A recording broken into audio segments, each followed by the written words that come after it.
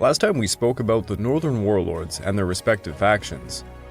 We covered the three big names, Duan Qirei of the Anwei clique, Wu Peifu of the Zhuli clique, and Zhang Zongchang of the Fengxian clique. We also went into the smaller ones like Yan Xishan's Shanxi clique, Feng Yuxiang's Guomingjun clique, the Ma clique of the three Ma's, Ma Bufang, Ma Hongkui, Ma Hongbin, known as the Xibei San Ma, the three Ma's in the northwest, the Xijiang clique of Yang Zengxin, and then we barely scratched the surface of the Manchu restorationist clique of Jiang Sun. There were well over 100 warlords. It's really difficult to pick and choose who to delve into the most. However, there were two warlords who were bitter rivals, in a comedic fashion, might I add. One was hailed as a good Christian warlord, the other a devilish monster. Today we are going to tell the tales of these two figures. This episode is Feng Yuxiang, Zhang Zongchang, the Angel and the Devil.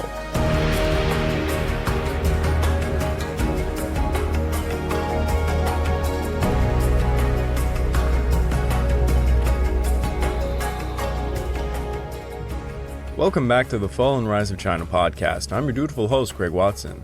Before we begin, I just want to remind you all that this podcast is only made possible through the efforts of Kings and Generals over at YouTube. Perhaps you want to learn a bit more about the history of Asia? Kings and Generals has an assortment of episodes on the history of Asia, and so much more, so go give them a look over at YouTube.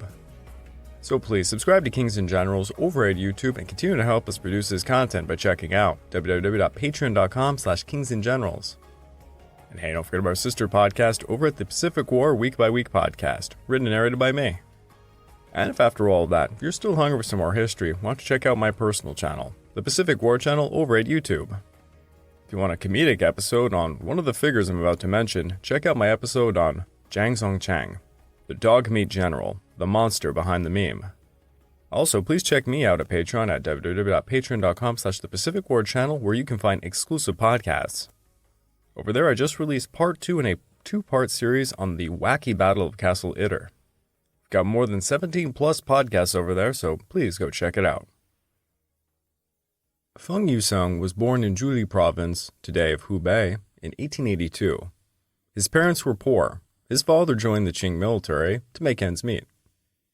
At the age of only 10 years old, he joined the Hui army alongside his father. He earned a uniform and food, but no salary, as his rank was Fu Bing, a deputy soldier. By the age of 16, he had proved himself capable, and he became a regular soldier. Unlike his colleagues, who gambled away their money, Feng saved his money, and he even used portions of it to help out other soldiers in need, particularly other Fu Bings. Because of this, he became quite popular amongst his comrades. He did not gamble, nor drink alcohol. In 1902, he joined Yuan Shikai's guard units, and he rose through the ranks, becoming a company commander. From there, he was transferred to the 3rd Division, a crack one of Yuan Shikai's soon-to-be Beiyang army. During the Xinhai Revolution, Feng Yuxiang joined the Liangjiao uprising against the Qing, supporting the revolutionaries in the south. The uprising was suppressed by the Beiyang army, and Feng Yuxiang was imprisoned by Yuan Shikai. Once Yuan Shikai stole the presidency of the republic, Feng Yuxiang was released and he took back his military position while supporting Yuan Shikai's new regime. By 1914, he had become a brigade commander, and he helped suppress uprisings in Henan and Shanxi. It was also during this year Feng Yuxiang developed a curiosity about Christianity. He converted to Christianity, being baptized into the Methodist Episcopal Church. When Yuan Shikai declared himself emperor, this ushered in an anti-Yuan Shikai resistance movement. Feng Yuxiang helped suppress anti-Yuan forces, such as General Taile in Sichuan province, but in the process, he began secretly negotiating with Taile. He formed an agreement to put on a show rather than actually fight. After Yuan Shikai's death, Feng Yuxiang was deprived of command of the 16th Mixed Brigade, something that he had come to see as his personal property. He managed to stay in touch with its officers, who remained loyal to him personally. Now, it gives away further episodes to delve too deep into the following years, but what I will say, Feng Yuxiang played an important role in critical moments of the wars during China's warlord era. To be blunt, Feng Yuxiang was a real Game of Thrones-like Littlefinger kind of character. if you get the reference. He always looked where the wind was blowing, and he was very quick to switch sides, changing from one clique to another. He would found the Kuomingjun clique, a sort of little brother to the Kuomintang, but its power base was located in the north rather than the south. Feng Yuxiang's career as a warlord began right after Yuan Shikai's death, but he certainly set himself apart from other warlords. Feng Yuxiang would receive a lot of Western press for his rather very different methodology compared to other warlords. In a lot of ways, he was similar to a public school headmaster in England.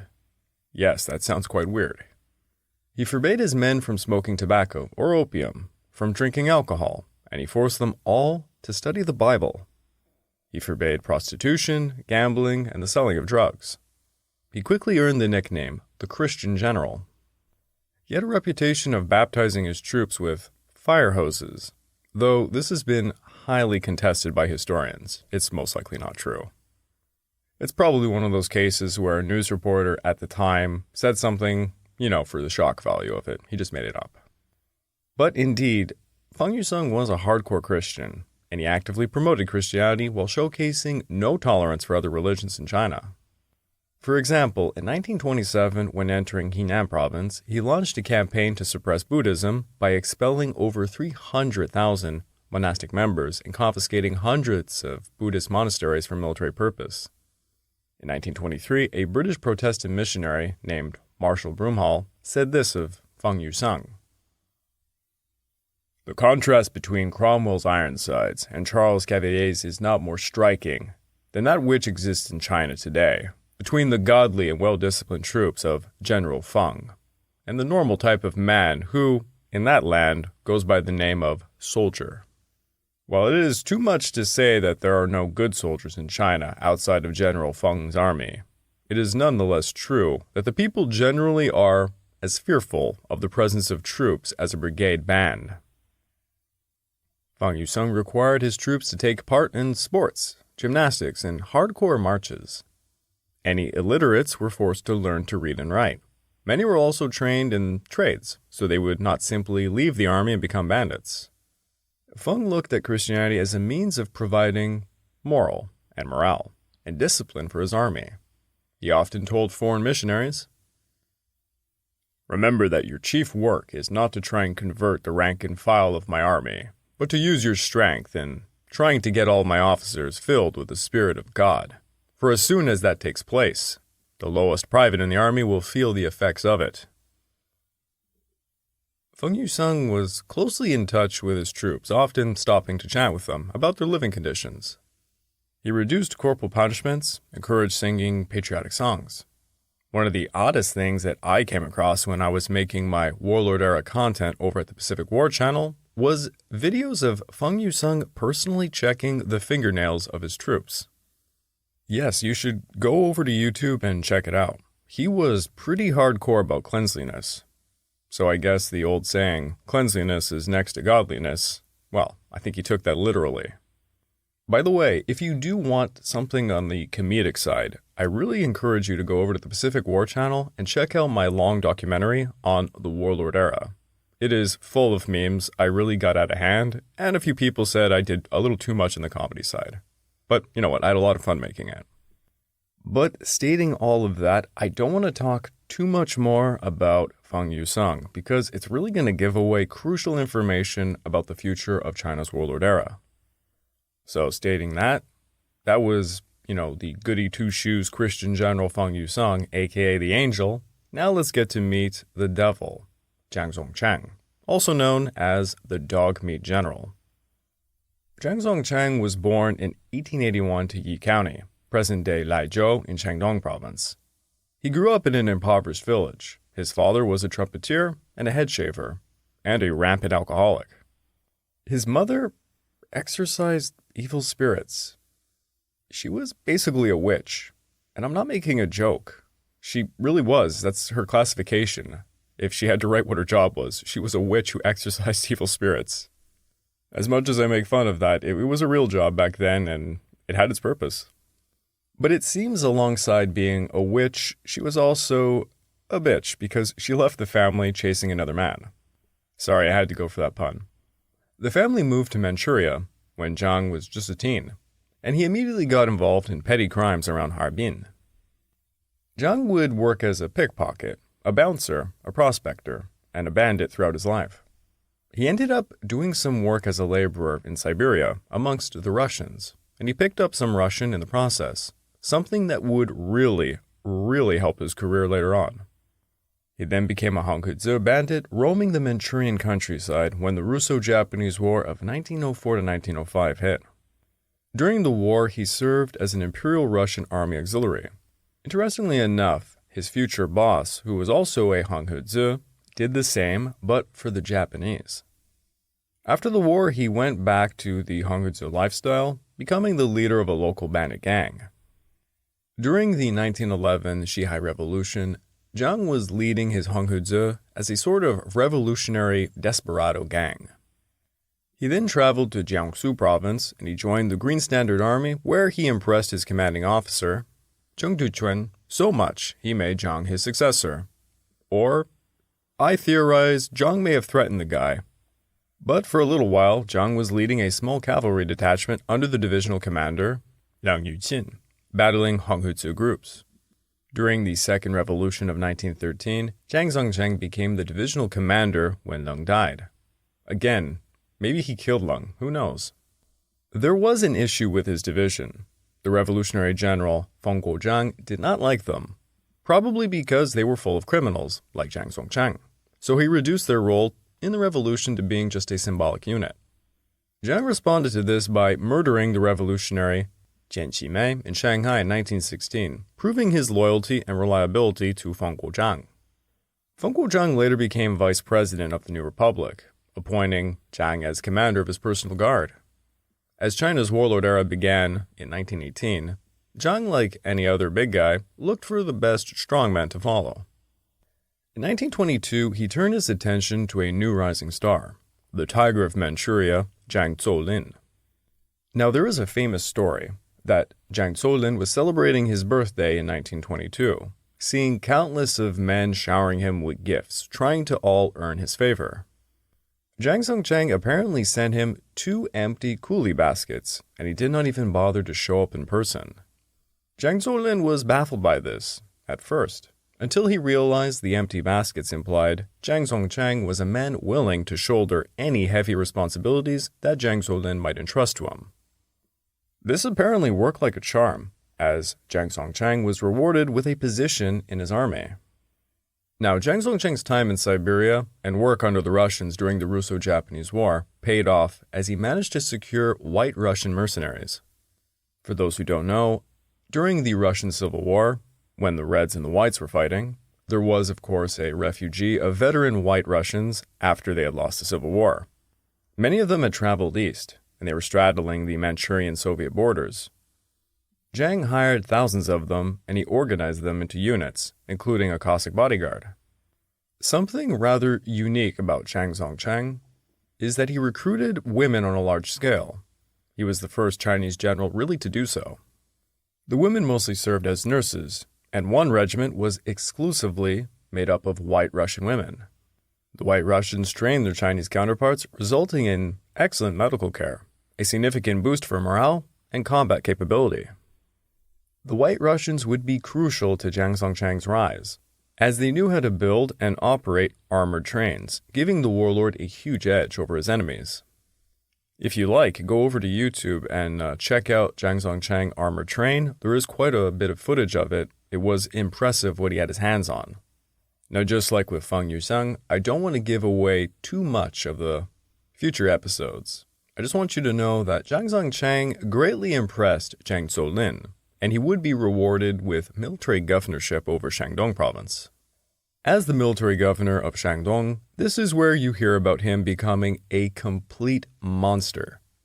For those who don't know, Shandong Province has a long-spanning history of being where trouble always seems to start in China. Zhang's mismanagement of Shandong was legendary. To call it one of Shandong's darkest times is an understatement. For example, it is said one of his favorite hobbies was to split melons. This was the practice of bashing in the skulls of people with rifle butts. He also liked to hang people and their severed heads from telephone poles because he thought it looked silly. And he did this quite often. The people were living in fear. He would reign over Shandong until 1928, and it was 3 very hard years for the people there. Basically, he did what all corrupt officials had done historically in China. He fleeced the population of his province.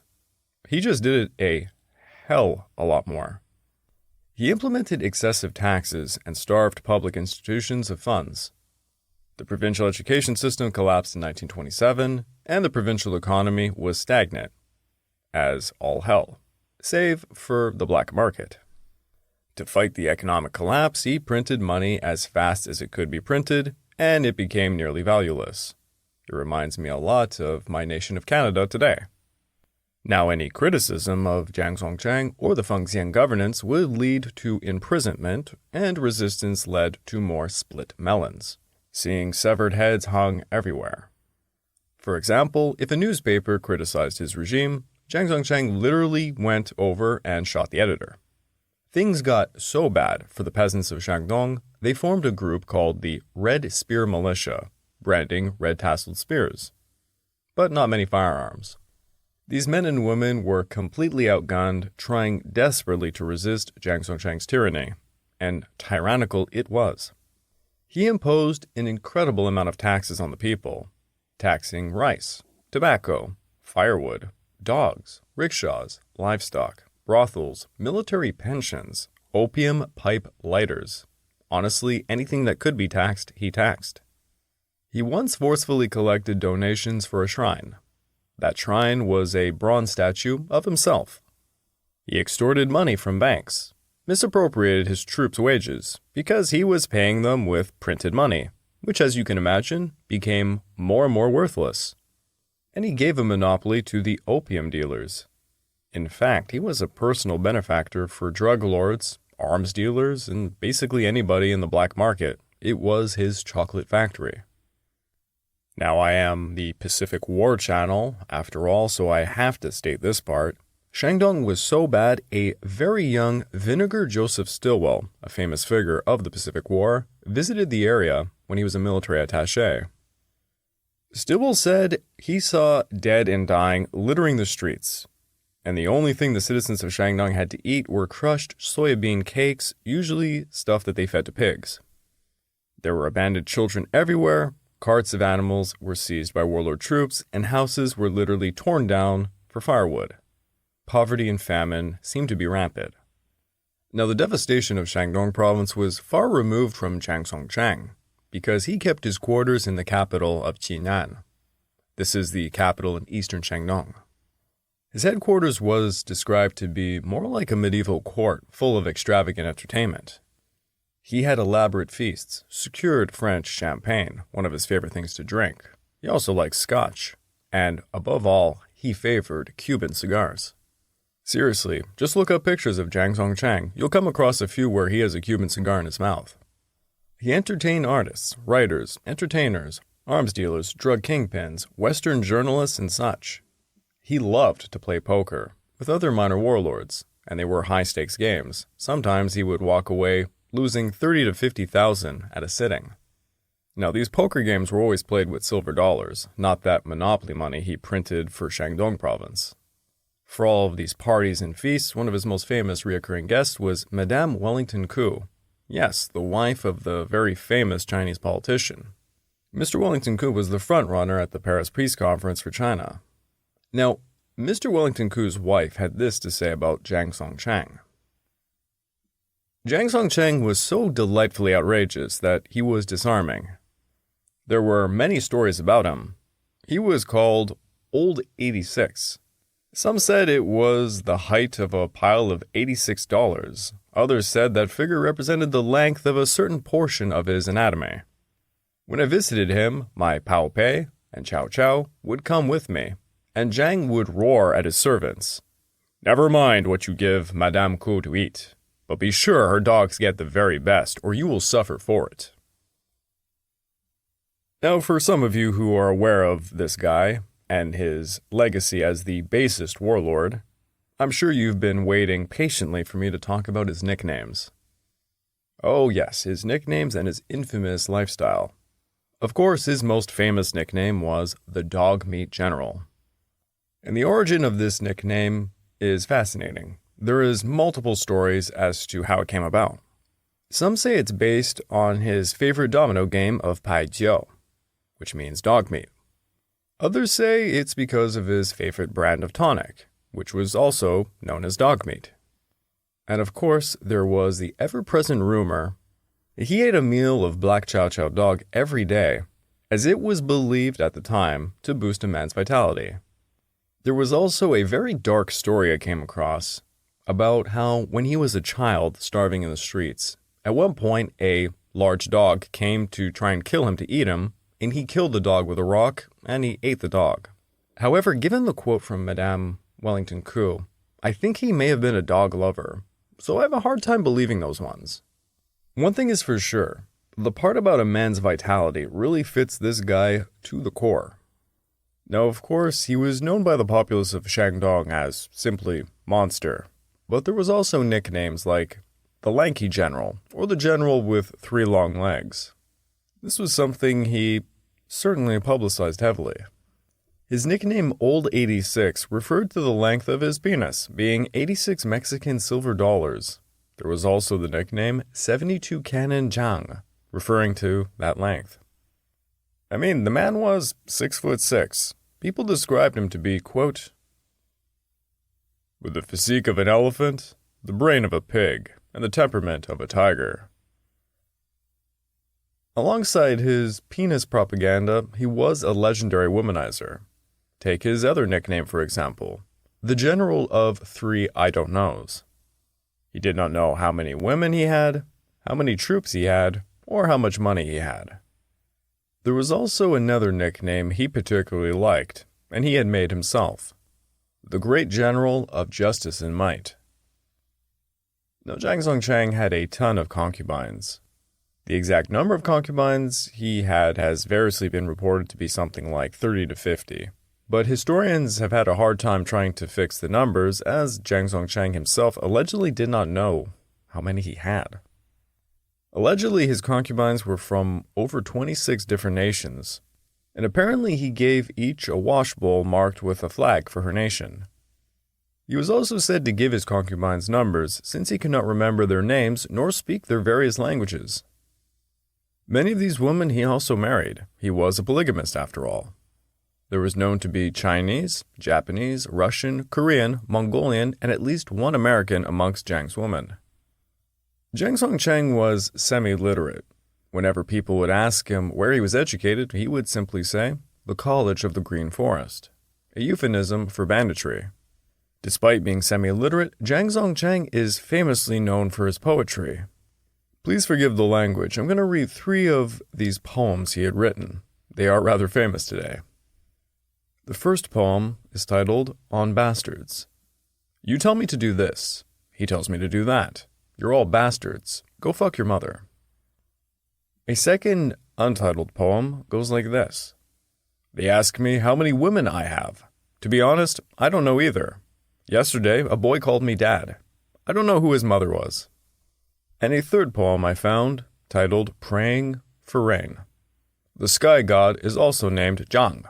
Why does he make life hard for me? If it doesn't rain in 3 days, I'll demolish your temple.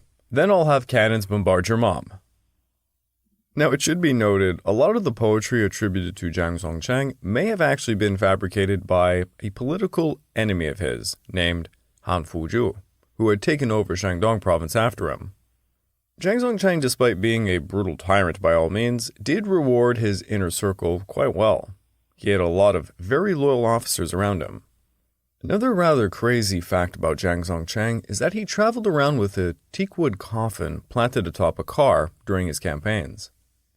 He had done this to signify his willingness to die in combat, the old, I win or come back on my shield kind of idea. During one of his failed campaigns, Zhang Zongchang paraded himself sitting in the coffin while smoking a Cuban cigar. The man did have a sense of humor. So as you can imagine, Feng Yuxiang and Zhang Zongchang were quite different characters, to say the least. Yet both of these men were born under similar conditions. Both were born into poverty. Both joined the military, and they were raised through the ranks with the help of patrons. Both became warlords leading cliques that allied themselves to larger cliques. Both men avoided silver bullets. The term silver bullet had been used during this era to refer to being assassinated by a subordinate who was probably bribed by a rival warlord. To avoid such a fate, one had to make sure they conserved the loyalty of their officers, which both men did by very different means. Feng Yuxiang used Christianity like a glue to bind his soldiers together. He provided missionaries to encourage conversion. If Christianity did not work, he employed nationalism. In the mid-1920s, he became very hostile to the unequal treaties that Europe and Japan had plagued China with. He began indoctrinating his men with anti-imperialistic literature and ironically began brushing shoulders with the anti-religious Soviet Union. Indeed, the USSR would become his main benefactor, earning him the second nickname, the Red General. Zhang Zongchang was much more akin to other warlords at keeping silver bullets at bay. He paid his inner circle in silver.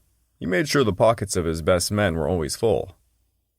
He also allowed every evil, corrupt thing imaginable to occur under his subordinates' hands. Zhang Zongchang was a ruthless, tyrannical monster who focused on his own power above all. Both warlords had to navigate the extremely complex alliance and rivalry system amongst the warlords. Feng Yuxiang aligned himself with Yuan Shikai, then against Yuan Shikai, then again for Yuan Shikai, with the Zhuli clique, the Kuomintang, the communists, and basically whoever looked to be winning at any given time. Chiang Kai-shek would say of him, "The so-called Christian general was a master in the art of deception." And this was extremely true. Feng Yuxiang was a hell of a backstabber. His career actually was propelled by it. On the other hand, Zhang Zongchang tossed his lot in with bandits, then Russians, and then with the Fengtian clique out of necessity, brushing shoulders with the Japanese by proxy. Zhang Zongchang did not really have any large ideology. He went with the flow, as long as it benefited him. In many ways, both men sort of just did what they did to empower their positions. Now, as for the people living under their rule, boy, are we talking about very different experiences. Under Feng Yuxiang, Christian beliefs were enforced. A more progressive outlook was present. He did a lot to improve the living conditions of ordinary people under his control. He promoted education heavily, healthcare, infrastructure development, and such. He was insane about discipline and thwarting corruption. He stopped gambling, smoking, drug trafficking, prostitution. He really was a man of law and order. Zhang Zongchang was the complete opposite. It was as if he was trying to outdo the devil himself.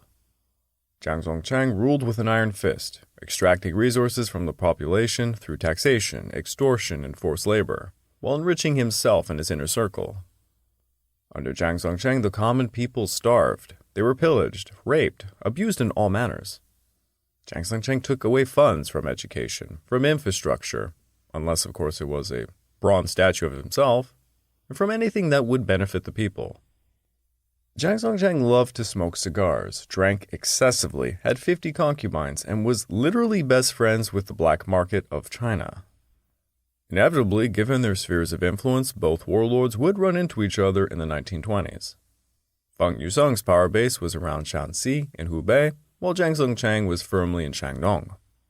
These territories border another, producing frequent clashes over strategic resources. Trade routes and territorial disputes were quite common.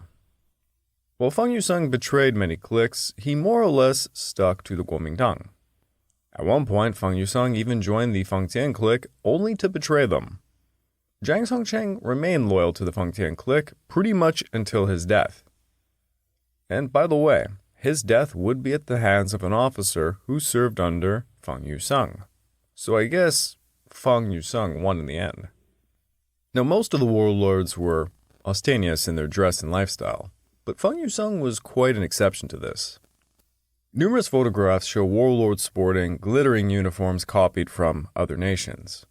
For example, Zhang Zolin wore a large gold braid, numerous decorations, giant gleaming buckles, shoulder pads, and white gloves for his uniform. He had a small peaked cap, suggesting he was modeling himself as a Russian Tsar. Chiang Kai-shek favored an American-style officer's uniform with high peaked cap. Many of the warlords liked French-style kepis, British World War I uniforms with Sam Brown belts, or helmets with enormous plumes. Now try pulling up a picture on Google of Zhang Zongchang.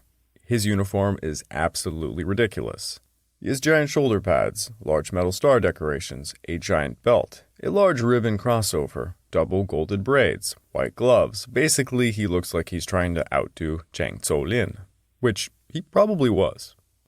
But Feng Yuxiang, while a warlord who did have an extravagant uniform, you can Google some pictures and find it, but for most of the time, he wore plain dress clothes like any other soldier.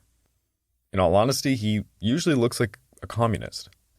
Now, if you read contemporary or older books on the warlords, you immediately notice the authors favor Feng Yuxiang.